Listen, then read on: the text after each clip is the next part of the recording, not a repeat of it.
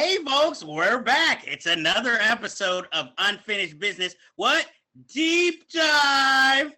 So this week, we have picked a film to specifically talk about, maybe dismantle, review, bring up some points of view that we might share, or, have different points of view on. But first of all, how are you? My name is Jeff Galashaw. I am host of Unfinished Business. And with me, as always, is my co-host, Andre Joseph of AJ Epics. And this week's deep dive, this was Andre's suggestion. Andre, tell the people what your choice was and maybe why you chose it. So my choice today was the 1984 comedy The Woman in Red with Gene Wilder and the lovely and beautiful Kelly LeBrock. So a couple of reasons why I picked this movie. For one, we recently lost the wonderful Charles Grodin, who's in this film, playing one of the three best friends of Gene Wilder. And of course, I could have picked any other movie of his, like Midnight Run, or I could have talked about The Great Muppet Caper, or even the Beethoven movies. But I don't know, for this particular film, I thought of this because I thought his role was probably one of the most interesting characters that he ever played in a movie, especially like in the later part of his career after, his heyday in the 70s. I also picked it because it's one of those movies that, quite honestly, I know it's not a great film by any stretch of the imagination. Gene Wilder's done far better things, but it's one of those movies that, for whatever reason, has a great soundtrack, with Stevie Wonder and one of my points. A sort of friend of mine, Dionne Warwick, is also on the soundtrack as well.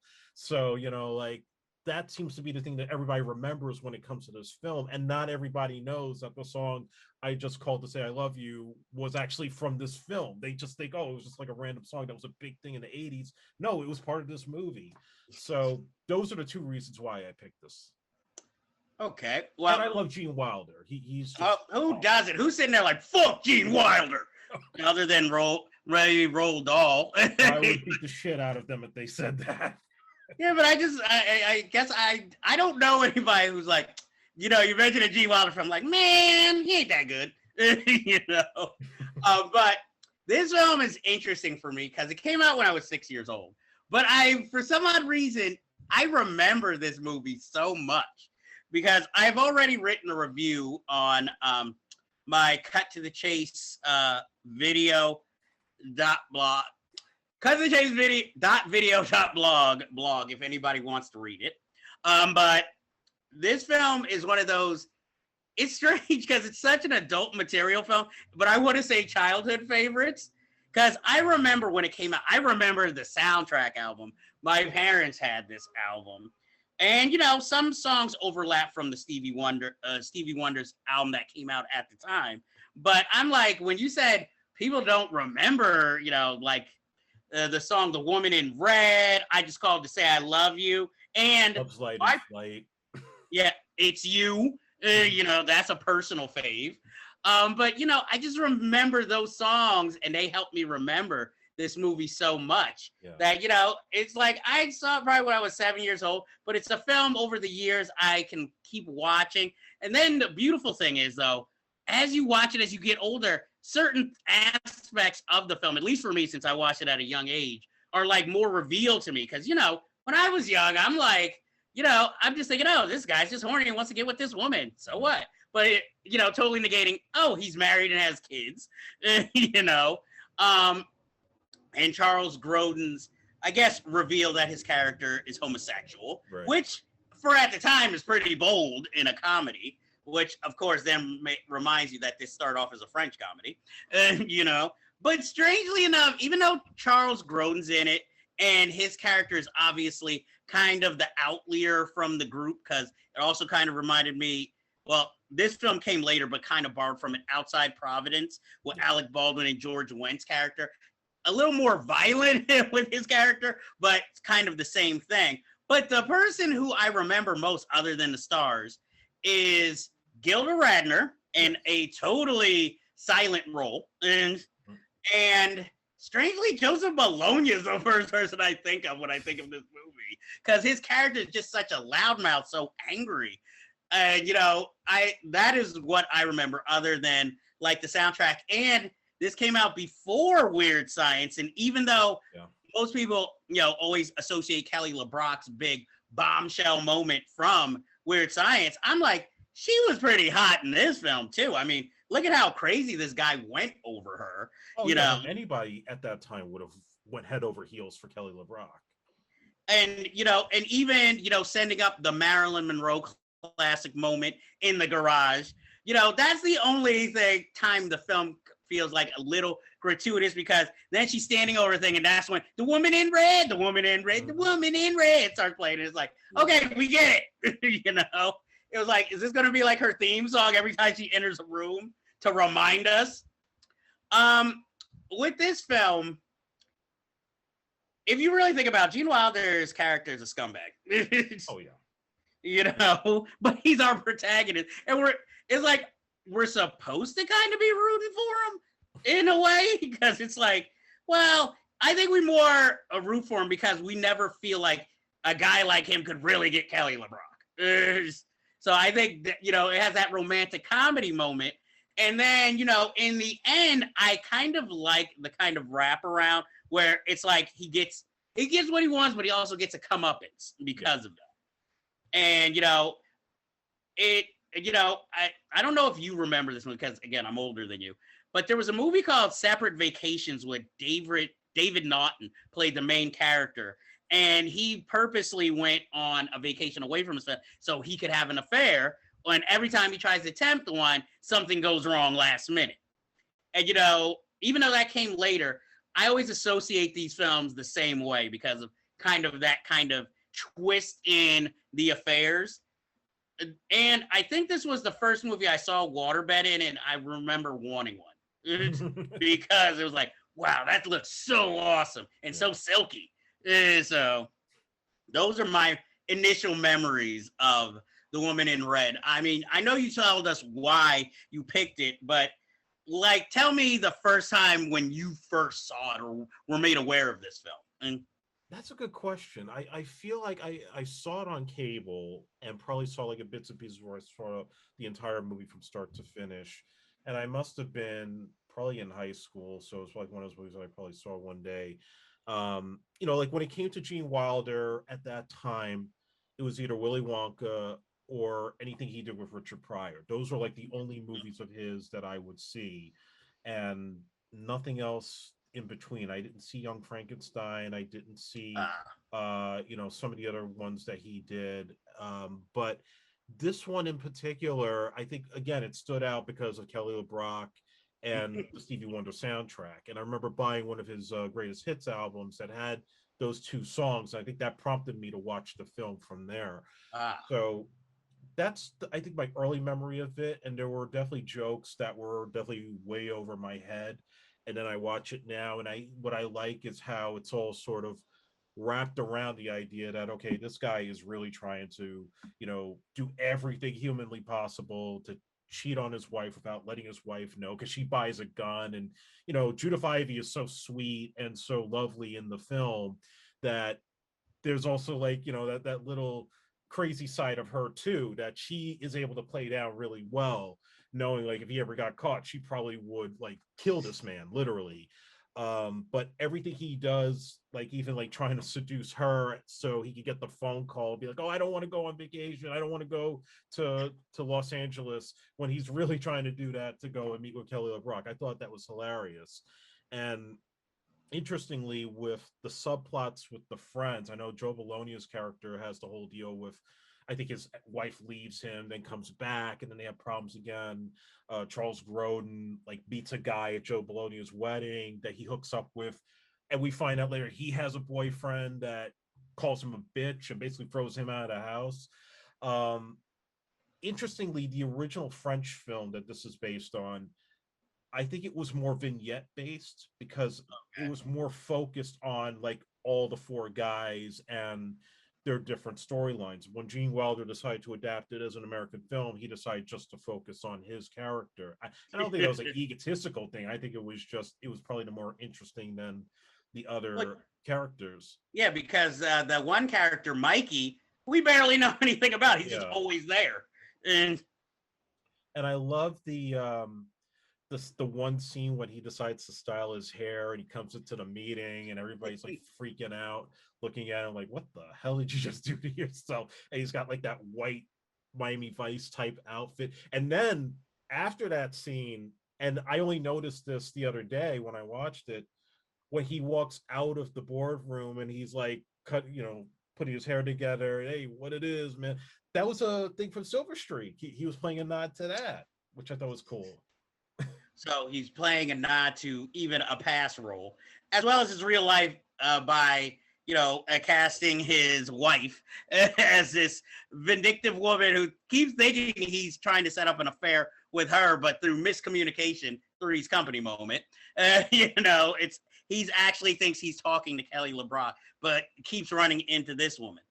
But one of the things I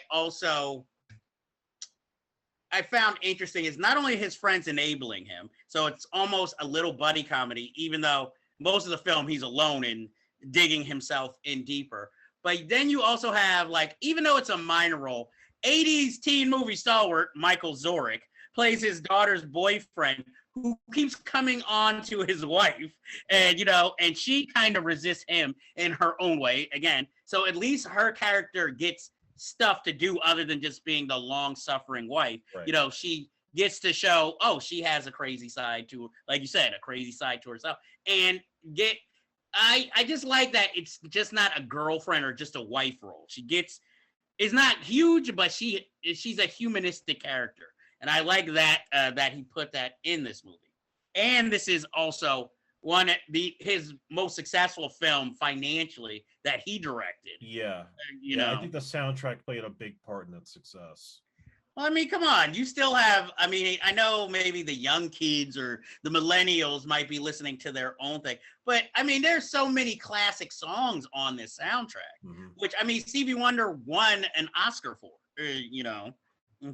So it's just like, this, other than for me at least, other than when he did the Jungle Fever soundtrack, this was like the last big, huge, like Stevie Wonder moment, as far as the times. Of course, he's a classic singer-songwriter.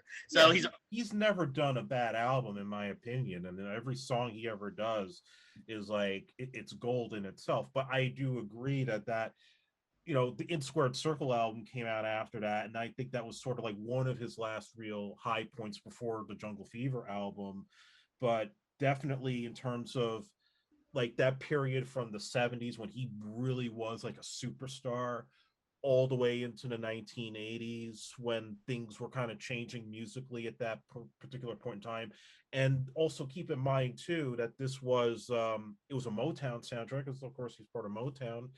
And then in a few years Motown got sold off and it wasn't the same after that. So this was, in a sense, not just, I would say, I never want to say it's Stevie Wonder's last hurrah. No. I would be sad when that day comes. But in terms of Motown and their greatness, this was definitely marking like one of the endpoints for their time. Because also, don't forget too, the next year they would win an Oscar again for the White Knight soundtrack with Lionel Richie, and then it just kind of went downhill from there as far as Motown was concerned. It's like you win 2 Oscars in a row, and then it's like, okay, we got to sell everything. I also like, kind of a spoiler alert for anybody who hasn't seen this movie. It's only been over 30 years. But I also like that towards the end, you think he learns his lesson, and it shows right before the credits that he hasn't quite learned his lesson. And I think it's surprising because I didn't see the French original, but I know the original had a sequel. Yeah. And considering how successful this movie was, I'm kind of a little surprised that it never had a sequel. I don't know if it was discussed and, everybody just decided it would be better not to do it, or if it just never came up, I can't say where I could see the film going, but, it would have been interesting because it would have at least been almost like at least an epilogue, like what happened to everybody after that, moment. Yeah. Plus, you did have the scene where they all go into the restaurant and Charles Grodin pretends to be a blind man and they start like messing around the tables and interrupting the waiters. It seemed like that particular scene was ripe for a spin-off. Maybe if you didn't have Gene Wilder, you could have just had the three friends and tell their story. Which if they did something like that today, like what happened with Forgetting Sarah Marshall, then spinning off into Getting to the Greek, that would have definitely have happened. That would have been an interesting idea. The only thing for me is that is the only time. I mean, obviously it's a comedy, but that was the only time where I just felt like, okay, Gene Wilder was writing this and said, wouldn't it be funny if these guys did this? It didn't feel like something natural that these characters would do. It just felt like, hey, let me put in this. Wouldn't it be funny if they did this? That is, I don't want to say, I guess, not hacky, but maybe the only kind of false note where I felt like, now you're stretching a little. But other than that, like I said, I personally love the film. Obviously, watching it now is obviously dated, because I mean, come on, the daughter's boyfriend's a punk rocker with a mohawk, and it's supposed to be intimidating, and he's not really, And I mean, his daughter's character is very whiny. I mean, again, I know that's the cliche, but it was just like, even I was like, oh God, this girl's annoying. Again, even though the Weird Science is more memorable for Kelly LeBrock, I have to say, I think she's sexier in this film. And I agree, yeah. Especially in like the last scenes that she's in. That's the most. And, I like the irony that then we find out, oh my God, she's married too. And, and of course, in this day and age, anybody watching the film will be like, oh, this is why, film nerds hope this ever becomes true. Because, yeah, Kelly LeBrock was really waiting to, cheat on her husband with Gene Wilder, of all people. But, I'm like, it's a movie. Let him have his fantasy. And, it has nothing to do with this film. Even though they made Haunted Honeymoon together, I really wish Gene Wilder and Gilda Radner, like how with him and Richard Pryor, there were so many classic comedies with them together, they would have had a chance to make more of a classic comedy where, they're kind of both equal billing instead of her like doing a quick cameo in this movie. And, even though she does become one of the more memorable elements of the movie. I did remember reading after when Hanky Panky came out that the studio was interested in doing a movie with Wilder, Pryor, and Radner all together, like a trio. But it just, I guess because Hanky Panky didn't do well, they never really went through with it. Well, it would have been interesting, like, if, I don't know what the logistics were when it came to casting of this movie, or if, like, would it have hit too close to home if Gilda Radner played the Judith Ivy role, or would it have been, I'm trying to think of later movies, like See No Evil. Well, she obviously can't play the Joan Severance part, but maybe instead of Richard Pryor's sister being the character that goes on the run later in the film with him, it could have been like, oh, Wally's trusted nurse or something. Yeah, and like his home care aide or something like that. Yeah, something like that. Because at least that's, name star quality to, even though it's supposed to be, Wilder, Pryor, and then, Spacey, because he eventually got famous. And, but that's another what if of a film. Anything else you want to bring up about this movie that we might have skipped? I know there's a Blu-ray that has a commentary on it, but they just have like some filmmaking journalist that's doing the commentary, which kind of sucks. I wish when Gene Wilder was still alive, that maybe he could have done it, or if Kelly LeBrock could have been part of it, or somebody, or a producer, like anybody other than just one of these journalists analyzing the movie. I always like when I hear the inside story of what happened, so that's my biggest disappointment. Well, do you know who actually turned down the role Kelly LeBrock played? No. Melanie Griffith. And oh, she turned it down to actually be in Body Double. But see, I mean, Melanie Griffith, at that time, I don't think she would have been drop dead hot enough for Wilder to just Well, jump at her. it all really depends on how he would have filmed her, because I mean she had played hot girls in other movies or girlfriend roles, and I mean strangely it would have maybe been a little more believable. Obviously the age difference would have been like, oh come on, but I guess the way he films and treats Kelly LeBrock pretty much until the end is like she's this goddess or an angel come to earth, that's why it works though, because she's like an exotic European beauty, and usually you see that type of woman in a magazine cover or even now these days on Instagram, and you think that they are perfection, and then to have it play the way it does at the end with her already being married and she's like kind of doing what he's doing, that's a nice little ironic twist. If you had it be Melanie Griffith, I think it would have been too obvious. Well, that's me. Strangely enough, this is the weirdest conversation about this movie. I feel like if it was Melanie Griffith, it would have made it more real and human. Whereas, again, with Kelly LeBrock, it feels more fantasy farcical, So maybe that was it. But the irony is, in Body Double, she kind of played a similar role, the lust fantasy object, even though obviously her character is a porn star in that movie, so she becomes more gritty and realistic. So maybe that's why. But I think realistically, other than Working Girl and maybe various movies that people have liked it with Melanie Griffith, if maybe she had been in this movie, I don't know if it would have been as big of a hit. I mean, really, the soundtrack helped, like you said, but I think it would have been maybe one of her better known roles. I guess she tried the sex pot thing again with Milk Money, but that didn't really work out. Let's not talk about Milk Money. I need to drink if we talk about okay, because I was gonna say maybe that was her later career. I mean, well, what do you want me to talk about? Paradise with Don Johnson and her? That's a depressing movie. I was about to say Melanie Griffith doesn't have, she's a fine actress. She's done well in most of her roles. But let's face it, there's not that many defining roles later in her career. Cecil B. Demented might have been, but throughout the 90s, she was like Stranger Among Us. Mm-hmm. What was it? I think it's Shining Through with Michael Douglas. I remember that. Trying to think, Melanie Pacific Griffith. Heights. Of course, your favorite, Pacific Heights. But again, it wasn't like anybody was going to say, oh man, F. Matthew Modine and Michael Keaton, Griffith's in this? I am there, And she had to get over the bomb that is Bonfire of the Vanities, Yeah, we noticed. I've read the book. In fact, it's in my room. I know the deal. And you know what? I know this is where it's supposed to be talking about the woman in red. I don't hate Bonfire of the Vanities. But then again, I didn't read the original book. So I can look at it as a farcical movie of the city at the time rather than, hey, this is totally different than the satire I read, Oh, and one more trivia about Woman in Red. Okay.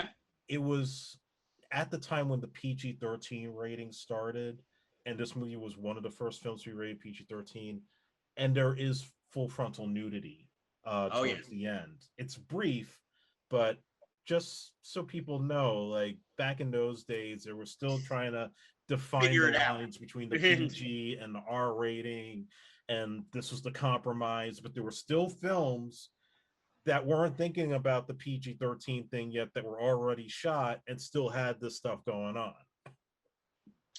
That is true, because I know, well, there's always those infamous PG-13 movies from the 80s that like, whoa, that would have been an R today, buddy. But, so for certain teenagers, that was probably a dream come true because they could go see this and be like, hey, I'm old enough to see this. And then it's like, wow, Kelly LeBrock nudity. For a second, unless they were really like, I really want to see what's under Gene Wilder's robe, maybe for, the LGBT people in the audience who have a thing for older men. Well, there were women back in those days who thought he was very sexy. Physically or more like as a character or person? A combination of both. You'd be surprised. I just like that in 1984, Man of the Year. Will it be Burt Reynolds or Gene Wilder? Women.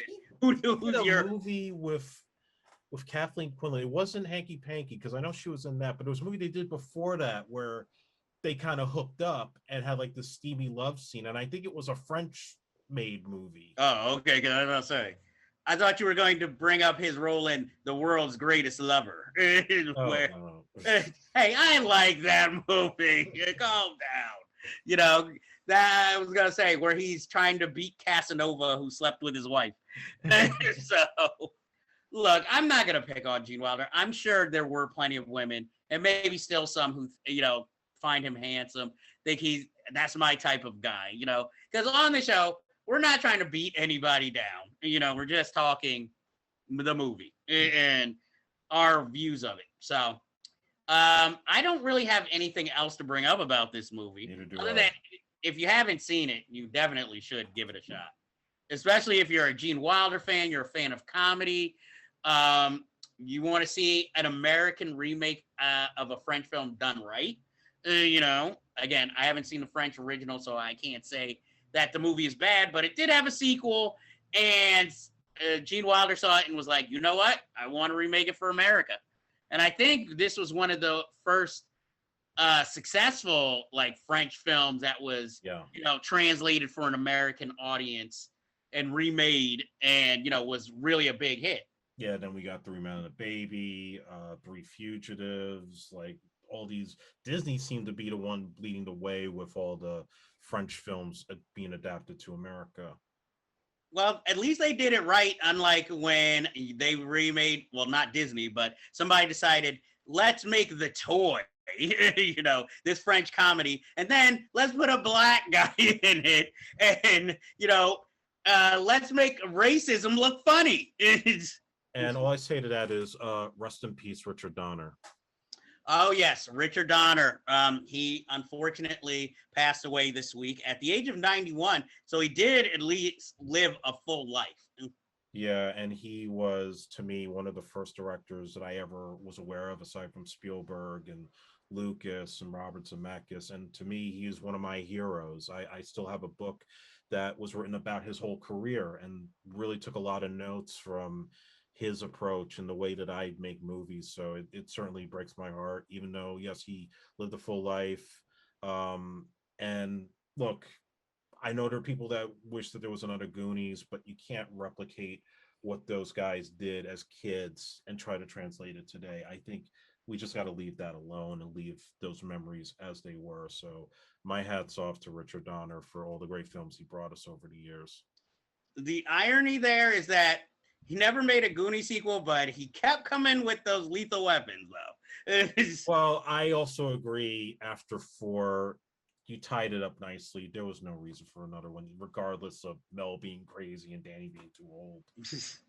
Well, the thing I admired about Richard Donner was that he was one of those old school directors where it was like, he remembers the time when you had to work your way up and had to work every department to make a movie, But what I always admired about him is that he made good films, but he always seemed to, I don't know, I'm not going to say he wasn't artistic because he was a very visual director, but he also seemed to not take it as seriously as some other directors did. Yeah. If you get my meaning, he realized this is a business. I make movies. I have fun making movies. I make commercial films. I do action. I do comedy. I rarely do drama, but also that I realize I enjoy doing this, but it's not my world. I have a life outside of this. I just enjoy what I do. Yeah, if you watch any of the behind the scenes of the Lethal Weapons or Maverick or any of the films that he did in the 80s and 90s, you see here's a guy that he does do his job very well. He's no nonsense, but when it comes to the relationships with his actors and his crew, it feels like a family. It feels like everybody's kind of he's the grandpa or he's the dad or he's the best friend. And there's a community aspect that comes along when you're working with him that you don't see in too many directors now. Exactly. I mean, if anybody hasn't seen it, when Jon Favreau used to have a show on IFC, Dinner for Five, I remember that was the first time I really actually ever saw him, deep in conversation. And, he just transfixes the table with his stories and things he's learned in his directing career. And if you haven't seen it, definitely go out and check that out on YouTube, because it's just like it's sort of like Tom Hanks, where you like his acting, but you see him on so many interviews, you feel like, hey, if I ever met him, that'd be a guy who'd be just a good guy to meet or just hang with. And Richard Donner comes across as one of those directors when he was around that it would have just been nice to meet him and just, talk to him just about anything, and you'd have a good time, and he'd always have a story to tell. Yeah, that's well said. So, big rest in peace to him. And definitely, if you can, check out all his movies that are available, good and bad. The Omen, obviously The Goonies, Lethal Weapons, though, pretty much you can stop after 3. And I highly recommend Inside Moves. I don't think that should be ignored. Oh, yes. One of the rare times he actually goes more into drama with a film also. And you know what? I know it's underrated or people don't talk about it. I love 16 Blocks. And I love 16 Blocks too. I saw that in the theater. Same here with Mos Def and Bruce Willis. I also felt that was really one of the last times Bruce Willis really tried. He still had a spark, yes. Yeah, in a performance. Even though it's obvious old age makeup he has on, but it just feels like he's in this movie fully. Yeah. This wasn't a paycheck job necessarily. So, hats off, even though I'm wearing my hat, to Richard Donner. So that is the end of this episode, and that is the end of this week's business. But as you know, we always have unfinished business. I'm just going to go with the obvious recommendation this week. If you haven't seen it, why not? Because it's fucking awesome. Watch 16 Blocks. And I also say, have you seen the movie Inside Moves? If not, why not? Because it is fucking awesome. And this week we will end, because in the show notes you can find out where to contact us, or if you want to comment, please leave us comments. We will get back to you, or maybe if you ever did, we'll read them on the show. But that is the end of this week's episode, and can't wait to see you next week, folks. Bye.